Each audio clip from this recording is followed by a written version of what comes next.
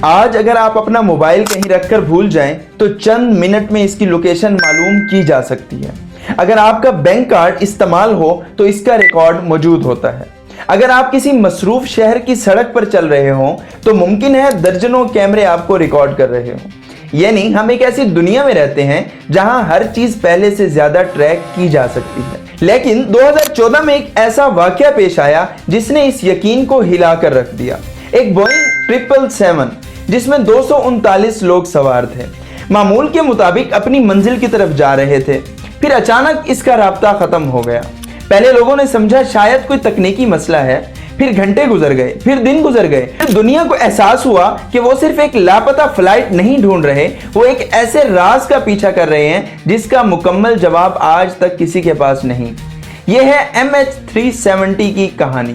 8 مارچ 2014 کی رات Malaysia year lines کی پرواز MH370 کو بیجنگ کی طرف جا رہی تھی۔ جہاز میں 239 افراد موجود تھے۔ موسم معمول کے مطابق تھا۔ جہاز میں کسی بھی قسم کی خرابی کی کوئی اطلاع نہیں تھی اور پرواز بالکل نارمل لگ رہی تھی۔ ایسی اثناء میں کنٹرول ٹاور کے ساتھ آخری رابطے میں پائلٹ نے کہا گڈ نائٹ ملائیشین 370۔ یہ ایک عام جملہ تھا، لیکن چند منٹ بعد جہاز کا ٹرانسپونڈر بند ہو گیا۔ اس کی شناخت ریڈار سے غائب ہو گئی۔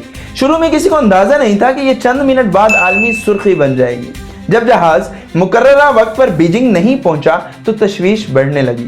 مختلف ادارے حرکت میں آئے، ریڈار ڈیٹا نکالا گیا، رابطوں کا ریکارڈ دکھایا گیا، اور پھر ایک ایسی چیز سامنے آئی جس نے ماہرین کو بھی حیران کر دیا۔ جہاز اپنے طے شدہ راستے پر نہیں جا رہا تھا، اس نے رخ بدلا تھا، اور یہ تبدیلی اتنی منظم تھی کہ بہت سے ماہرین کو لگا یہ کوئی اتفاق نہیں ہو سکتا۔ بس یہیں سے دنیا کے سب سے بڑے فضائی رازوں میں ایک راز شروع ہوا۔ اگر جہاز میں ہنگامی صورتحال تھی تو مدد کیوں نہیں مانگی گئی؟ اگر کوئی خرابی تھی تو رابطہ مکمل طور پر کیوں ختم ہو گیا؟ اور اگر کسی نے جان بوجھ کر راستہ بدلا تھا تو آخر کیوں؟ دنیا بھر کے ممالک تلاش میں شامل ہو گئے۔ بحری جہاز روانہ ہوئے، فوجی طیارے اڈے، سیٹلائٹس کا ڈیٹا کنگھالا گیا، سمندر کے ایسے علاقے تلاش کیے گئے جہاں شاید پہلے کبھی اتنی تفصیل سے تلاش نہیں کی گئی تھی۔ لیکن وقت گزرتا گیا اور MH370 جیسے زمین نگل گئی ہو۔ اسی دوران درجنوں نظریات سامنے آئے، اغوا، خودکشی، تکنیکی خرابی، خفیہ آپریشن۔ ہر نظریے کے ساتھ کچھ سوال حل ہوئے تھے، لیکن کئی نئے سوال پیدا ہو جاتے تھے۔ پھر سیٹلائٹ سگنلز کے تجزیے نے ماہرین کو ایک نئی سمت دی۔ اندازہ لگایا کہ جہاز گھنٹوں تک اڑتا رہا اور آخرکار جنوبی بحر ہند کے ایک انتہائی دور دراز علاقے میں جا کر گر گیا۔ یہ سمندر کا وہ حصہ تھا جہاں تلاش کرنا خود ایک الگ چیلنج تھا۔ کئی ماہ بعد ایک جزیرے کے ساحل پر جہاز کے ونگ کا ایک حصہ ملا۔